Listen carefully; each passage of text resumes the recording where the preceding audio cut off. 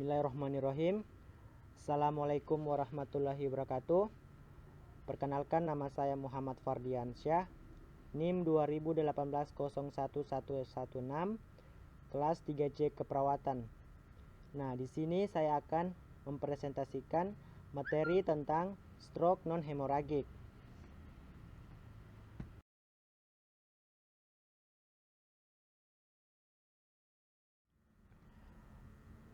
Untuk itu terlebih dahulu kita masuk yang pertama, anatomi fisiologi non-hemoragik. Nah, infraks cerebri diawali dengan terjadinya penurunan cerebral blood flow yang disebut dengan CBV yang menyebabkan suplai oksigen ke otak akan berkurang. Nilai kritis CBV adalah 23 mil sampai 100 gram per menit dengan nilai normal 50 mil per 100 gram per menit. Penurunan CBV di bawah ini normal tepat menyebabkan infraks. Suatu penelitian menyebutkan bahwa nilai CBV pada pasien dengan infraks adalah 4,8 sampai 8,4 mil per 100 gram per menit. Iskemik terjadi bila suplai darah pada sebagian otak berkurang. Stroke iskemik adalah bentuk ekstrim dari iskemik yang menyebabkan kematian sel-sel otak yang tidak dapat pulih, yang disebut infraks otak. Nah, stroke iskemik umumnya disebabkan baik oleh trombosis intrakranial maupun emboli ekstranial. Trombosis intrakranial terjadi karena aterosklerosis yang luas, sedangkan emboli ekstranial umumnya timbul dari arteri ekstranial ataupun dari otot jantung karena adanya infraks miokard, stenosis mitral, endokarditis, fibrasi atrium, ataupun gagal jantung kognitif.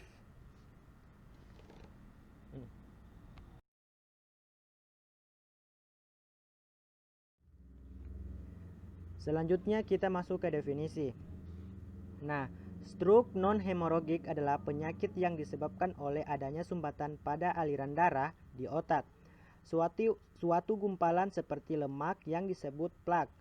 Penumpukan plak di pembuluh darah akan menyebabkan penyempitan pembuluh darah atau aterosklerosis.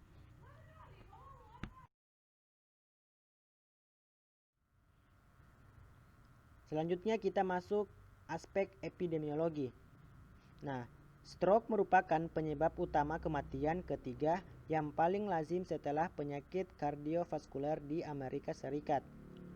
Angka kematiannya mencapai 147,470 per tahun dan biaya risetnya 46 juta dolar US setahun. Selain penyebab utama kematian, juga merupakan penyebab utama kecacatan. Pada keadaan berat, pasien bisa menganggapnya serupa atau bahkan lebih berat dari kematian. Sementara pada yang ringan akan mampu menyebabkan penurunan status kesehatan pasien yang cukup bermakna dibandingkan sebelumnya.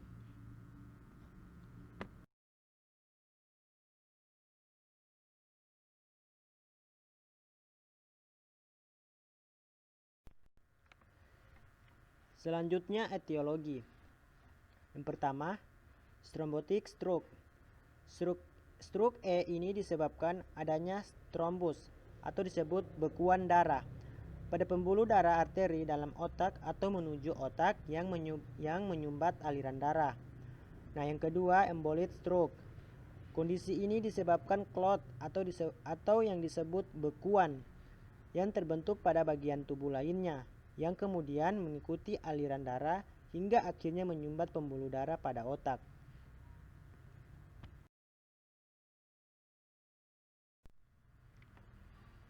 Selanjutnya, patofisiologi. Stroke iskemik adalah tanda klinis gangguan fungsi atau kerusakan jaringan otak sebagai akibat dari berkurangnya aliran darah ke otak, sehingga mengganggu pemenuhan darah dan oksigen di jaringan otak. Aliran darah dalam kondisi normal otak orang dewasa adalah 50 sampai 60 mil per 100 gram otak per menit. Berat otak normal rata-rata orang dewasa adalah 1.300 sampai 1.400 gram atau kurang lebih 2% dari berat badan orang dewasa. Nah, dapat disimpulkan jumlah aliran darah otak orang dewasa adalah kurang lebih 800 mil per menit atau 20% dari seluruh curah jantung harus beredar ke otak setiap menitnya. Pada keadaan demikian, kecepatan otak untuk metabolisme oksigen kurang lebih 3,5 mil per 100 gram otak per menit. Nah, bila aliran darah otak turun menjadi 20 sampai 25 mil per 100 gram otak per menit, akan terjadi kompensasi berupa peningkatan ekstraksi oksigen ke jaringan otak, sehingga fungsi-fungsi sel saraf dapat dipertahankan.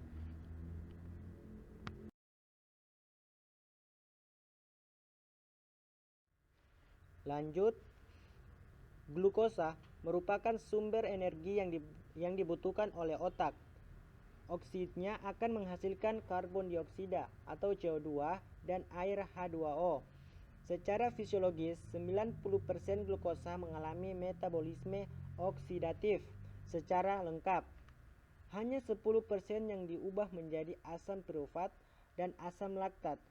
Melalui metabolisme anaerob, energi yang dihasilkan oleh metabolisme aerob melalui siklus Krebs adalah 38 mil adenoin transfat atau disebut ATP per mol glukosa.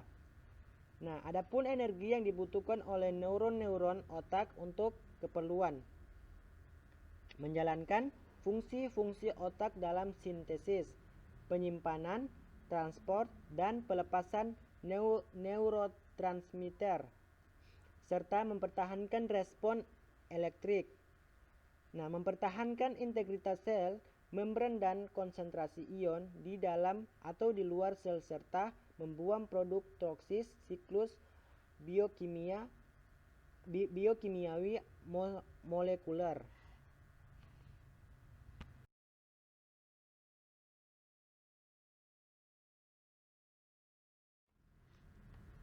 Nah, selanjutnya kita masuk di manifestasi klinis.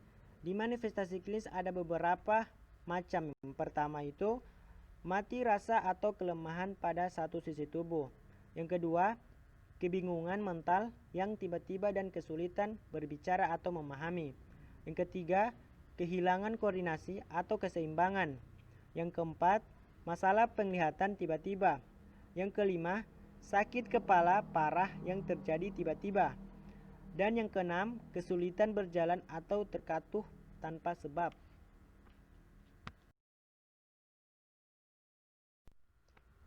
Selanjutnya klasifikasi. Nah, yang pertama, transient ischemic attack atau disebut TIA. Defisit neurologis membaik dalam waktu kurang dari 30 per menit. Yang kedua, reversible ischemic neurologic deficit atau RIND. Defisit neurologis membaik kurang dari 1 minggu. Terus yang ketiga, stroke involution atau SIE, progressive stroke, completed stroke.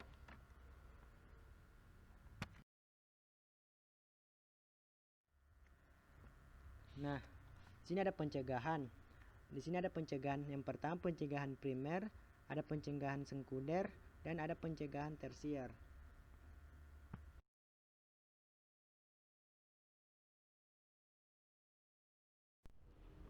Selanjutnya penata laksanaan. Yang pertama anti-agresif platelet atau disebut itu dia obat aspirin, ticlopidin, clopidogrel, dipridamol, dan silostarol. Nah, yang kedua dia ada trombolitik atau obatnya itu dia Atlasplash. Nah, yang ketiga antiklogulan yang biasa disebut obat-obatnya itu ya heparin, LMWH, heparinoid, atau itu disebut obat stroke emboli.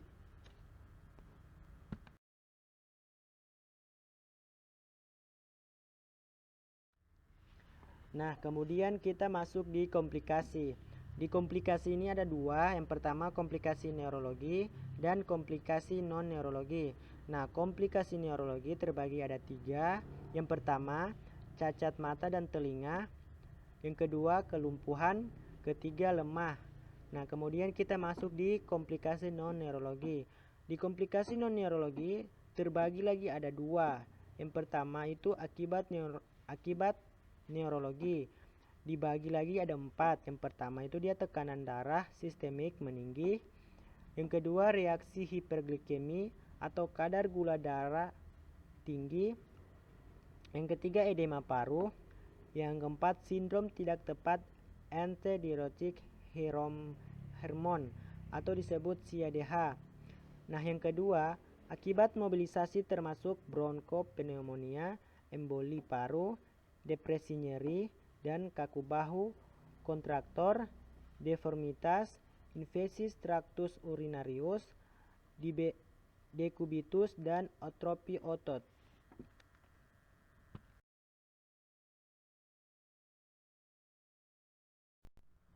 Nah, kita masuk di terapi farmakologi. Nah, jika gejala stroke baru muncul dalam waktu 4-4,5 jam, dokter memungkinkan memberikan obat-obatan jenis tisu plasminogen activator atau disebut TPA melalui infus. Obat ini berfungsi untuk melarutkan atau menghancurkan sumbatan di pembuluh darah otak yang menjadi penyebab stroke. Akan tetapi, tidak semua orang dapat menerima TPA karena berisiko menyebabkan pendarahan. Jika obat TPA tidak tersedia, dokter mungkin akan memberi obat-obatan lain seperti obat pengencer darah atau antikoagulan untuk pencegahan terbentuknya sumbatan baru pada pembuluh darah otak.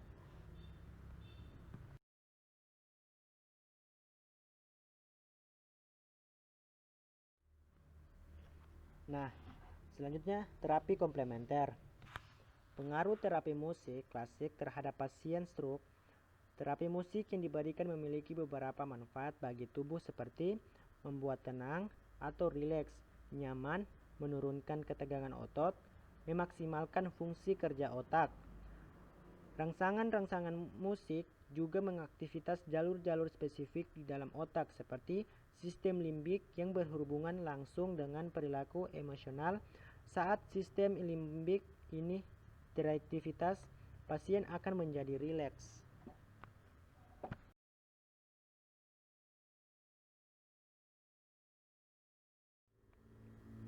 Nah, selanjutnya kita masuk ke pengkajian. Nah, di pengkajian ini yang terlebih dahulu yang kita lakukan yang pertama yaitu identitas klien. Nah, meliputi nama, umur, atau kebanyakan terjadi pada usia tua, jenis kelamin, pendidikan, alamat, pekerjaan, agama, suku, bangsa, tanggal dan jam MRS, nomor register, diagnosa medis. Terus yang kedua itu kita lihat keluhan utama. Nah, biasanya didapatkan kelemahan anggota gerak sebelah badan, bicara pelo dan tidak dapat berkomunikasi. Terus yang ketiga yaitu riwayat penyakit sekarang. Nah, sekarang stroke sering kali berlangsung sangat mendadak pada klien sedang melakukan aktivitas. Biasanya terjadi nyeri kepala, mual, muntah, bahkan kejang-kejang sampai tidak sadar. Di samping itu, gejala kelumpuhan separuh badan atau gangguan fungsi otak. Nah, yang keempat yaitu riwayat penyakit dahulu. Nah, adanya riwayat hipertensi, diabetes, mellitus, penyakit jantung, anemia, riwayat trauma kepala, konstipasi oral yang lama, terus pengguna obat-obatan antikoagulan, aspirin, vasodilator, adiktif, dan kegemukan. Terus itu yang kelima itu yang kita kaji riwayat penyakit keluarga. Nah, biasanya ada riwayat keluarga yang menderita hipertensi ataupun diabetes mellitus.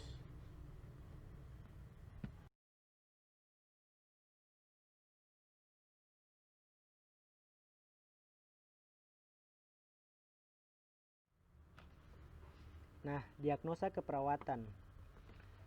Yang pertama, ketidakefektifan perfusi jaringan cerebral berhubungan dengan infrak jaringan otak, spasme cerebral, edema cerebral. Nah, yang kedua itu dia hambatan mobilitas fisik berhubungan dengan gangguan neuromuskuler, kelemahan anggota gerak. Nah, yang ketiga yaitu hambatan komunikasi verbal berhubungan dengan penurunan sirkulasi ke otak, perubahan sistem saraf pusat. Nah, yang keempat, risiko jatuh berhubungan dengan penurunan kekuatan ekstremitas bawah. Terus yang kelima, risiko terjadinya konstruktur berhubungan dengan embolisasi. Nah, yang keenam, gangguan kebutuhan nutrisi itu kurang dari kebutuhan tubuh berhubungan dengan gangguan menelan. Terus diagnosa yang terakhir yaitu perubahan perfusi jaringan berhubungan dengan suplai darah ke cerebral menurun.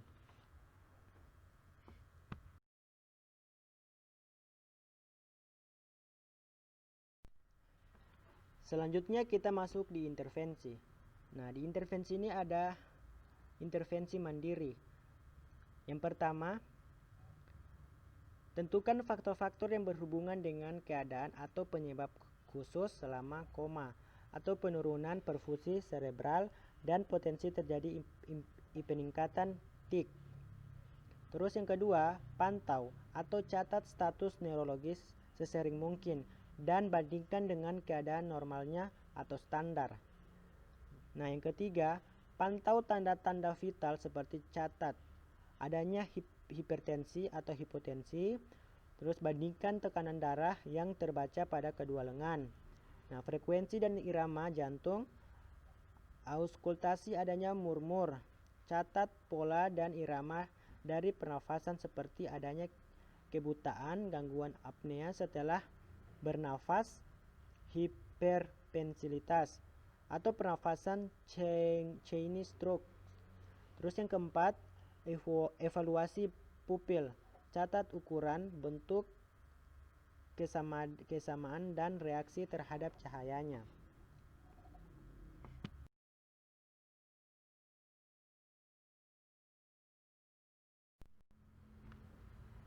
Selanjutnya, yang kelima, catat perubahan dalam penglihatan seperti adanya kebutaan, gangguan lapang pandang, atau kedalaman persepsi.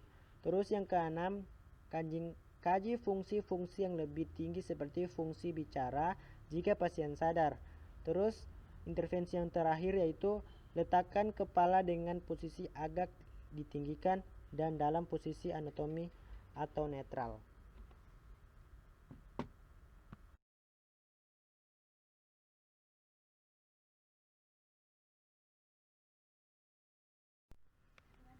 Selanjutnya kita masuk di kolaborasi. Nah, di kolaborasi ini ada 4. Yang pertama, berikan oksigen sesuai indikasi.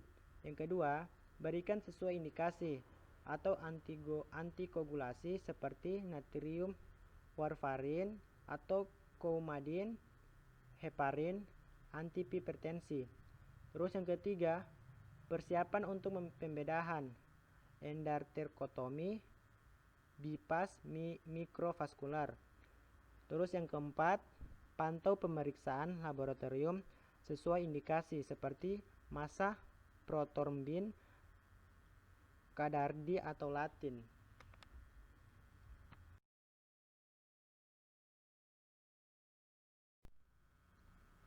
Nah, kemudian selanjutnya kita membahas tentang NVIDIA-based. Nah, di sini ada yang pertama kita bahas usia. Nah, penderita stroke berada pada rentang 45 sampai 65 tahun. Hal ini dikarenakan gaya hidup yang tidak sehat, menyebabkan stroke menyerang pada usia dewasa. Terus yang kedua itu dia jenis kelamin, menunjukkan bahwa laki-laki berisiko untuk terjadi stroke hampir 2 kali lipat dibandingkan perempuan. Terus yang ketiga jenis stroke.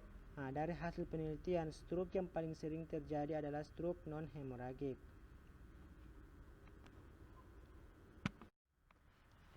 Baik, itulah presentasi tentang materi stroke non-hemoragik. Kurang dan lebihnya saya mohon maaf. Saya akhiri. Assalamualaikum warahmatullahi wabarakatuh.